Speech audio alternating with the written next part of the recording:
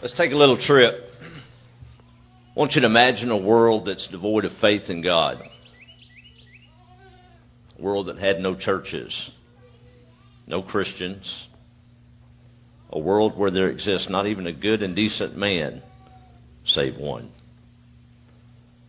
Kind of easy to see that almost today.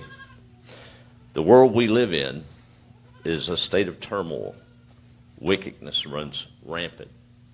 Misdirected souls wreak havoc all around us. Yet it pales into comparison to what world it was over 4,500 years ago. He had no Bible, not like we know it. No friends to lean on. No church to worship at.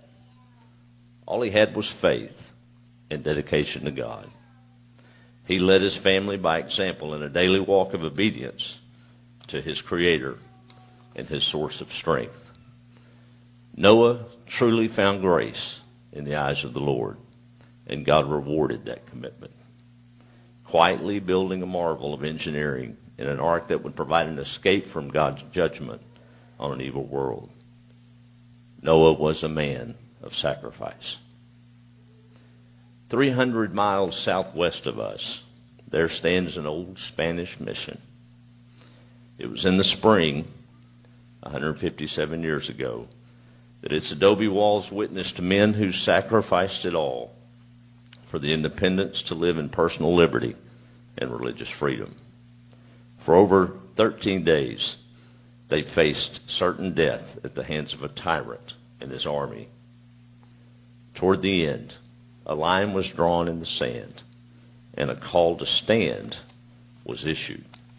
Stand they did. Average men, fathers, husbands, and sons. Extraordinary faith in standing for what was right. These were men that understood sacrifice. 1985, Saturday morning, a little town called Huntsville, Texas. I loaded up with him, no choice, and headed to mow some storage units. It was pretty much a ritual in the spring and summer as he made a little extra money for the family. It wasn't out of the ordinary. It wasn't until decades later that I understood it. Our childhood was spent attending church 30 miles away. It would find me weed eating, him doing most of the work. Him and Mother worked. But we would make that trip Sunday morning, Sunday evening, Wednesday night, and any prayer meetings in between, 60 miles round. The 80s were a rough time in the interest rate world. I've learned that as I have grown. And to make ends meet, he would do those odd jobs. I don't know where he found the time, to be honest with you. Occasionally we would stop at a little 7-Eleven after church on the way back, and Kim and I would get to split a candy bar. Never understood it until now. Here we are decades later, lots of changes. I can finally understand the motive behind those mornings, slinging dust. You see, it was a necessary sacrifice by a man that understood how to provide for his family. We've seen in recent years, as y'all have known him, the sacrifices that he made for my mama. He stood by her side in a time when most folks would have probably been okay putting her into a nursing home.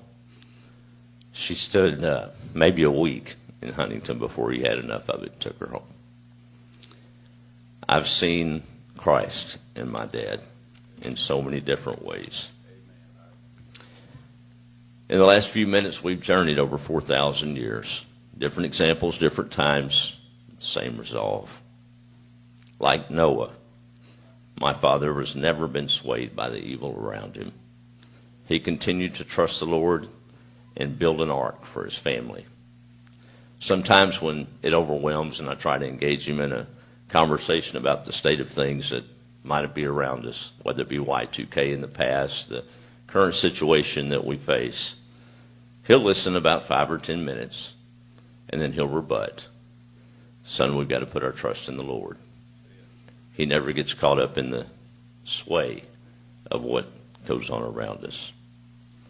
Like those who stood with Colonel Travis in 1836, my father still stands with a quiet resolve for true liberty.